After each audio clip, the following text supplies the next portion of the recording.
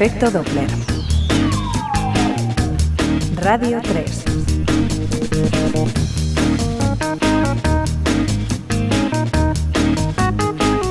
El actor Viggo Mortensen confesó en una entrevista que cuando era pequeño y descubrió que la muerte existía y que él moriría algún día, al igual que su madre o su padre, se enfadó muchísimo.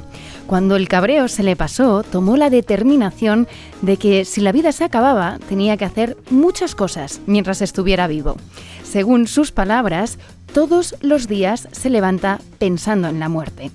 Entender la muerte no es lo mismo que aceptarla, aunque es un gran paso. Pero ¿cómo entender algo tan misterioso y que nos llena a todos de tantas preguntas? ¿Cuándo moriré? ¿Cómo lo haré? ¿Qué pasará después? ¿A qué edad me gustaría morir? ¿Qué sería una buena muerte para mí? Las preguntas del libro ¿Qué es la muerte? 38 preguntas mortales de niñas y niños, escrito por Ellen Daci y Ana Juan Cantabella e ilustrado por Andrea Antinori de la editorial Wonder Ponder, son de centenares de menores de todo el mundo que han tenido la oportunidad de enviar sus cuestiones y ser respondidos en este maravilloso libro. Y uno de los niños pregunta: ¿cómo morimos?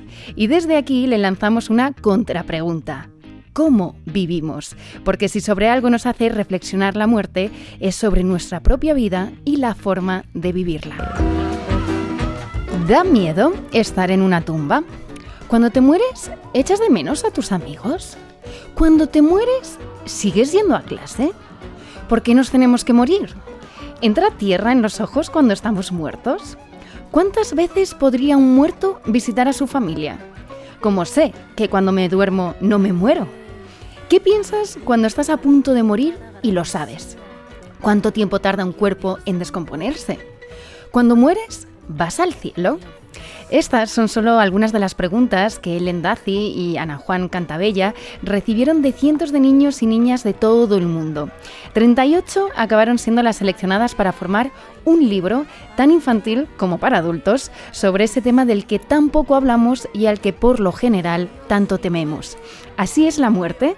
38 preguntas mortales de niñas y niños con ilustraciones de Andrea Antinori es el resultado final y está editado por Wonder Ponder. Ellen Daci, buenas noches, bienvenida, ¿cómo estás? Hola, buenas noches, muy bien. Aquí. Tú eres escritora, traductora e investigadora especializada en literatura infantil y filosofía y fundadora de la editorial infantil Wonder Ponder. ¿Cuál sería tu gran pregunta sobre la muerte, la que más dudas te da o más vueltas en la cabeza? Yo creo que... Bueno, tengo varias. Tengo una pregunta como, digamos, práctica o del momento, ¿no? De cómo moriré. Uh-huh. O sea, me intriga, me inquieta. Y no sé si me gustaría saberlo o no. Ajá. Posible, a veces pienso que sí, otras veces pienso que no. Yeah. Y luego tengo otra, pues que es más sobre el sentido de la vida, pero a lo mejor en lugar de simplemente preguntar, de hacerla tan grande que es difícil de abarcar, de cuál es el sentido de la vida, pues qué cosas llenan de sentido mi vida, por ejemplo, ¿no? Y acabo de hacer una pregunta sobre la vida cuando me ha pedido una pregunta sobre la muerte, pero es lo que pasa aquí. Claro, y esa era la contrarrespuesta que le lanzábamos antes a Marc, de cómo morimos, cómo vivimos. ¿Qué objetivos os movían cuando lanzasteis el reto de hacer unos talleres con niños y luego lanzar esa convocatoria mundial sobre la muerte? Bueno, nosotros siempre trabajamos con niños en todos nuestros libros en Wonder Ponder. O sea, todos los libros están basados en talleres previos y realmente vienen también mucho de una observación de qué les interesa, qué les mueve o de qué en cada tema por qué se fijan más. Y entonces la muerte es un temazo, ¿no? Esto es así. Es así. Por mucho que lo intentemos esconder los adultos o evitar. Y queríamos hacer un libro sobre la muerte, pero de un tipo que quizá pensábamos o sentíamos que no existía en el mercado, ¿no? que fuera un libro que no fuera como que diera respuesta necesariamente a una situación de duelo, que es muy frecuente como que vayas a la librería y digas, se le ha muerto el perro, ¿qué libro es? O se le ha muerto el abuelo, ¿qué libro? Queríamos un libro que fuera realmente un libro de no ficción, un libro informativo sobre la muerte, y con un enfoque que pudiera dar respuesta al duelo, ¿por qué no?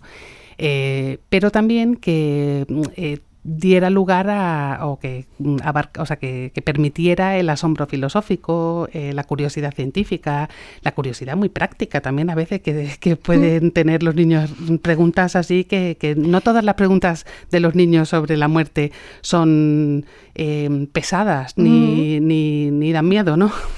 Tienen a veces unas preguntas muy así del día a día, ¿no? ¿Cómo se hacen las lápidas? Pregunta uno. Sí, exacto. O, por ejemplo, cuando me muera, ¿qué será de mi consola? Sí. Que parece una cosa como...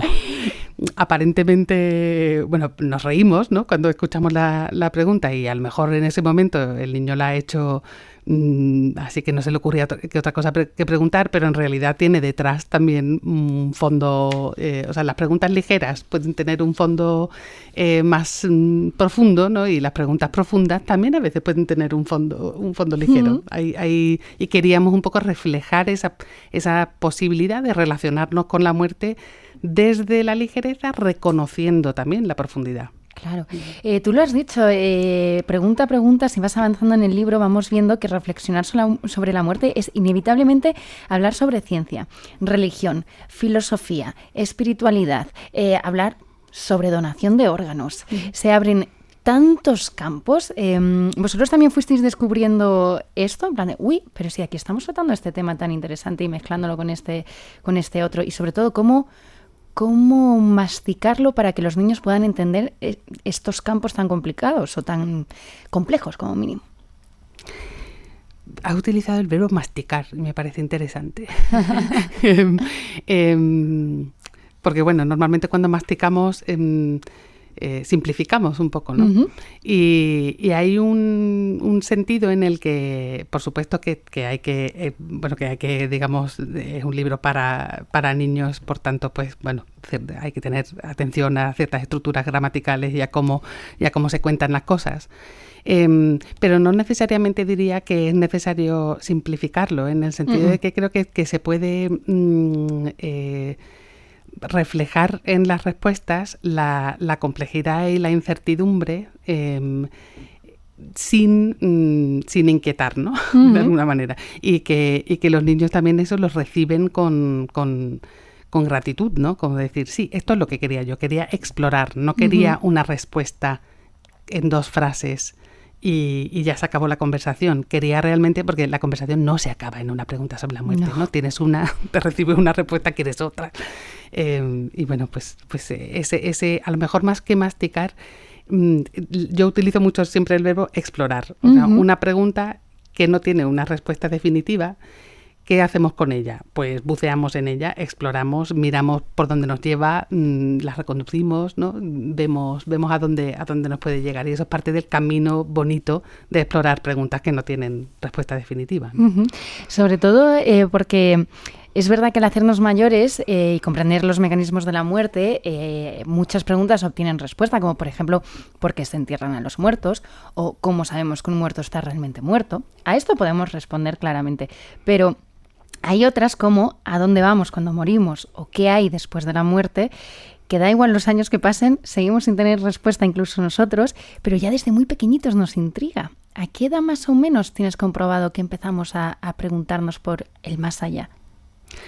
Pues más o menos a partir de los 4 o así, más o menos, pueden empezar las preguntas. Depende del niño, ¿no? Habrá alguna a lo mejor que puede preguntar a los 3, pero entre 3, 4, 5 es como una edad donde la mortalidad propia, la mortalidad de los padres, el misterio de la idea de que dejemos de existir de que desaparezcamos, ¿no? Es una cosa muy difícil de entender, ¿no? De decir, ¿cómo el mundo sin mí, ¿no? Especialmente de pequeño, ¿no? O si empezamos con los bebés, que literalmente lo que se les tapa de la vista no existe, ¿no?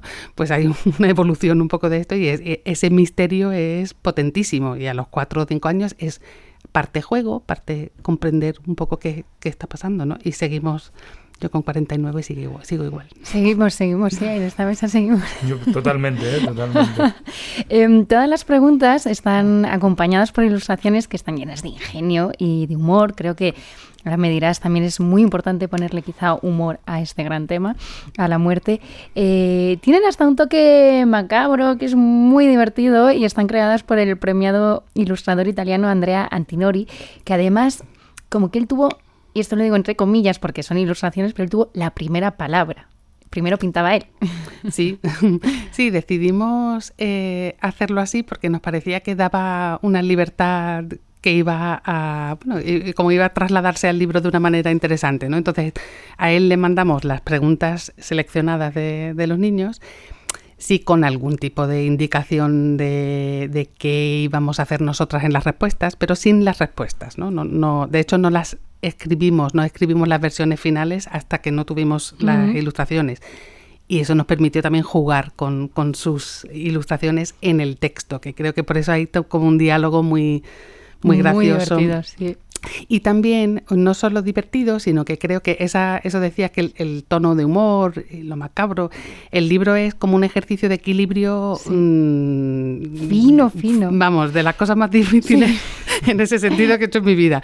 Y entonces, o sea, claro, podía tener humor, pero no podía ser un humor, no sé cómo decir, irrespetuoso, pero al mismo tiempo, claro, exactamente, o sea, podía tener un punto gamberro, pero desde un respeto también, ¿no? Había ahí, y donde la ilustración hace una cosa, el texto puede compensar y viceversa, ¿no?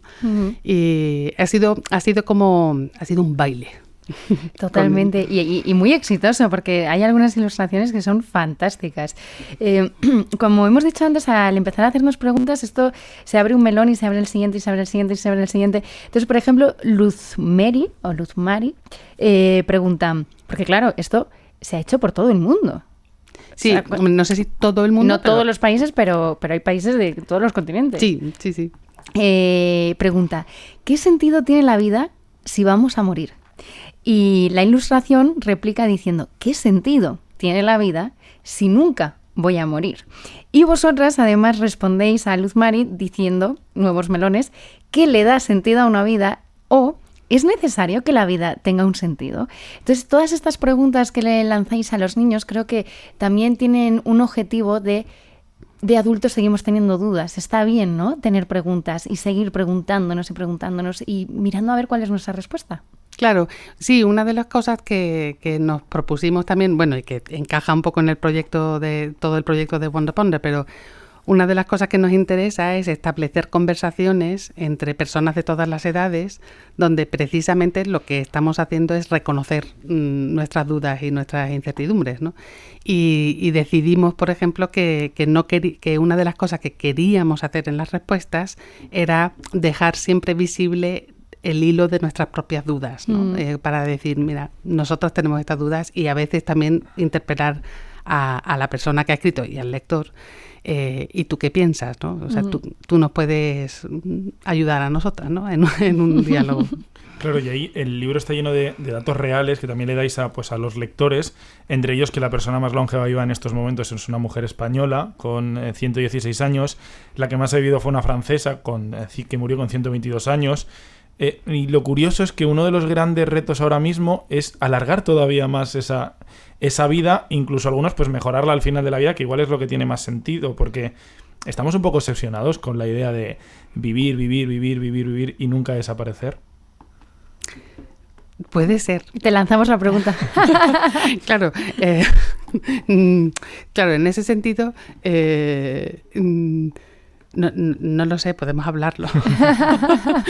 Estamos obsesionados. Bueno, yo creo que a lo mejor hay cierta obsesión por alargar la vida y no a lo mejor centrarse en la calidad de la vida, de una vida potencialmente más corta. Pero bueno, en cierto sentido, mi opinión personal o mi visión personal me parece medio irrelevante, ¿no? O sea, que no trata tanto de lo que piense yo, ¿no? Es como, pero efectivamente es interesante eso, ¿no? Es todos los extremos que se ponen un poco sobre la mesa cuando hablamos sobre la muerte y sobre la vida y sobre también sobre qué decidimos, por ejemplo, financiar en estudios científicos y médicos, que efectivamente es interesante en toda la ecuación esta de la vida y la muerte.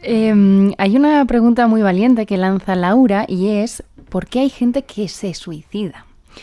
Rompiendo lo que durante mucho tiempo, e incluso para mucha gente todavía, es un auténtico tabú. ¿Teníais clara que esa pregunta iba seguro? Porque creo que la selección ha sido muy costosa, os ha dado muchos quebraderos de cabeza, mucho tiempo, muchos años. ¿Esa pregunta iba? Sí, siempre. De hecho, es que Laura no es la única persona que hizo esa pregunta. Ha surgido en bastantes de los talleres. Y nos parecía muy importante porque una de las cosas también del libro es, bueno, romper tabúes así en general, posibilitar conversaciones aparentemente imposibles, ¿no? Una de las cosas que nos interesaba también, o sea, a mí desde la parte de escritura también y a Ana, era, digamos, supongo que mostrar posibles caminos de cómo explorar una pregunta aparentemente tan difícil. Que te bloquea, ¿no? Que al principio dice, bueno, no sé ni qué decir, ¿no? ¿Qué digo? ¿Qué es lo correcto? ¿Qué tengo que decir? ¿Qué podemos hacer con esa pregunta, ¿no? Y hay distintas cosas distintas maneras que uno puede relacionarse con la pregunta. También hay algo de digamos, dar la mano a los adultos y decir, Total. Mira, podrías hacer esto, siempre desde la sinceridad y desde la franqueza, pero desde el reconfortar también, ¿no? Que se pueden hacer esas cosas. Era como lo que estábamos intentando hacer en el tono. Y en esta pregunta sí nos parecía muy, muy, muy importante que figurara, porque es una de la mayor cosa de que nadie puede hablar. De hecho, en un taller reciente que estamos haciendo una serie de talleres en espacio abierto en la Quinta de los Molinos. Ajá. Que llamamos Misterios Portales, y estamos continuando un poco la investigación sobre la muerte, y en uno de los talleres el otro día un niño estaba a punto de hacer una pregunta sobre el suicidio y noté que la madre dijo, no, de eso no puedes preguntar. Y entonces le dije a la madre, bueno, espérate, o sea, mira a ver qué pregunta, ¿no? Estaba nerviosa y el niño al final preguntó algo como... De hecho, hacemos como un juego, una dinámica que es entrevista a un vampiro y entrevista a un esqueleto, ¿no? Entonces, entrevistas al esqueleto como experto sobre la muerte porque lo ha vivido en su propia carne, ¿no? Y ha vivido el proceso de corrupción, y salen unas preguntas muy interesantes porque están como centradas, ¿no? Y también entrevista a un vampiro como alguien que está ahí existiendo. Y entonces su pregunta era como, no te apetece morirte de tanto vivir, ¿no? No te aburre, no te aburre esto. Y después de una vida muy larga, ¿no nos apetecería suicidar, ¿no? Esta es una pregunta que no era lo que la madre estaba pensando. Estaba bien, se podía poner en palabras, no pasa nada. Pero por eso nos parecía especialmente importante, porque nos ponemos muy nerviosos cuando hablamos de la muerte, y ya si hablamos del suicidio es que básicamente no lo permitimos, ¿no? Bueno, y hay otro tema del que tampoco se habla prácticamente. También tiene una parte muy tabú, otra parte muy controvertida. Otra parte en la que se va avanzando, pero un niño, Mark, es capaz de llegar a la gran conclusión o la gran pregunta de por qué cuando un animal está enfermo le dan una inyección para que se muera, pero a una persona no. ¿Fue difícil responder a esto?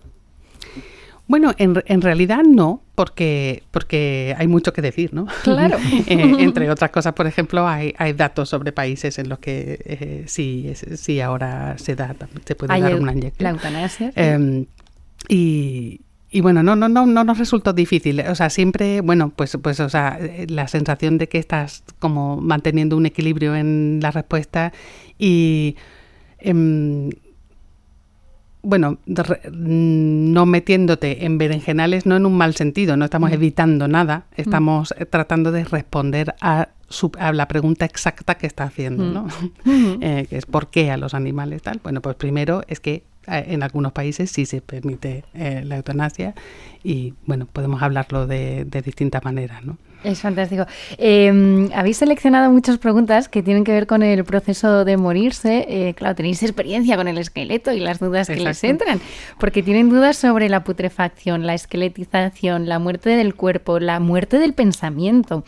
Y a través de vuestras respuestas, por ejemplo, yo me he enterado de que los glóbulos blancos pueden seguir vivos incluso varios días después de la muerte cerebral y clínica. Vosotras investigando para poder dar respuesta a cosas tan científicas, ¿habéis aprendido también? ¿Habéis investigado mucho? Muchísimo. Bueno, al principio, de hecho, cuando vimos las preguntas todas y dijimos, bueno, esto necesitamos, ¿sabes? Un experto por pregunta, hay que tener ahí. Pero claro, era como, no se podía hacer y luego tampoco es que fuera necesario realmente. O sea, sabíamos investigar un poco y luego también tuvimos una revisión científica que sí que nos tranquilizó, ¿no? Javiera Torres fue la bióloga que nos lo revisó y simplemente, bueno, pues se aseguró de que no hiciéramos afirmaciones, no sé cómo... erróneas. Fíjate, es que cuando es más fino eso, ¿no? Cuando estás revisando ciencia, no es exactamente erróneo. Es quizá, por ejemplo, una relación causal expresada con demasiado entusiasmo. Es como, bueno, no sé si eso es una causa exactamente como lo habéis construido en la respuesta, ¿no? Os habéis emocionado.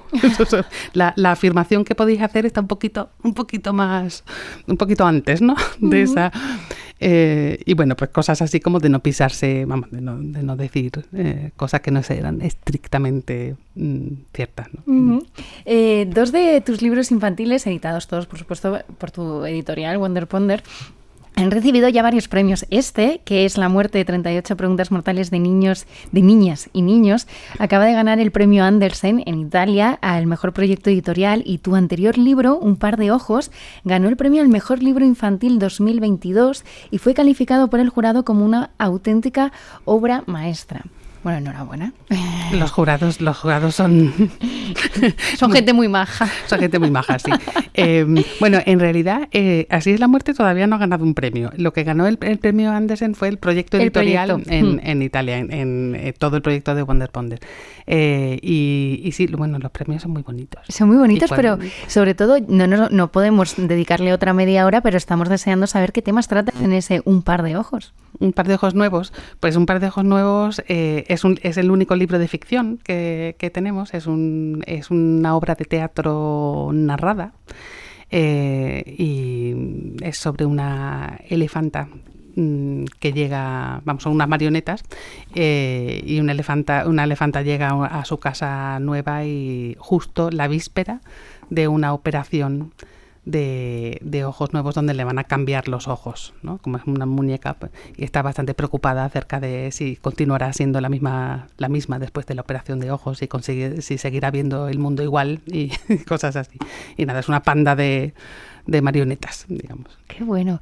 Bueno, volviendo a ¿Qué es la muerte? 38 preguntas mortales de niñas y niños. ¿Cómo recomiendas leer este libro o leérselo a alguien? Y sobre todo, ¿a partir de qué edad? Bueno, nosotros hemos hecho un esfuerzo muy grande en los textos para que sean gustosos de leer en voz alta. O sea, tanto a Ana como yo nos gusta mucho la lectura en voz alta y trabajamos mucho la lectura en voz alta en nuestros talleres, ¿no? Y entonces los textos están hechos para leerlos en voz alta en familia, por ejemplo. Pero también para que niños más mayores puedan leerlo por su cuenta. Yo diría que para leer en voz alta, pues a partir de 5 o 6 años, eligiendo las preguntas y hablándolas, ¿no? Se pueden leer muchas y hasta, pues nada, hasta la muerte. Hasta nosotros que lo hemos leído y hasta los 100 años, o los 122 de la mujer mujer más longeva de la historia. ¿Te han surgido a ti nuevas dudas leyendo las dudas de los niños? Bueno, una de las cosas que yo hago antes de hacer estos proyectos es hacer un mapa inmenso de preguntas sobre el tema. Ajá. Y suele ser bastante exhaustivo. No había más preguntas. Bueno, y como trabajo también con niños, sacar, ¿no? tengo, Claro. o sea, siempre hay preguntas que te sorprenden, ¿no? Y sobre todo preguntas que están expresadas de una manera súper bonita, ¿no? O sea, como, por ejemplo, cuando te mueres se te quita el pensamiento. Sí. Es que es como, o sea, Sí. es flamenca, ¿no? La pregunta Sí, sí. casi. O sea. Había por aquí una pregunta, a ver si la encuentro, que también me parecía maravillosa de cuando te mueres, que decía, ¿qué voy a hacer cuando esté muerta? O celebramos los cumpleaños cuando estamos muertos. ¿Cómo podemos saber si vamos a estar bien cuando nos morimos? Es una delicia del libro. Ellen Daci, muchísimas gracias por venir a Radio 3 a hablar de este trabajo que habéis hecho tan ilustrativo, tan serio, tan divertido, tan didáctico, que es La muerte de 38 preguntas mortales de niñas y niños, editado por Wonder Ponder. Ha sido un Muchas placer. gracias, un placer. Gracias.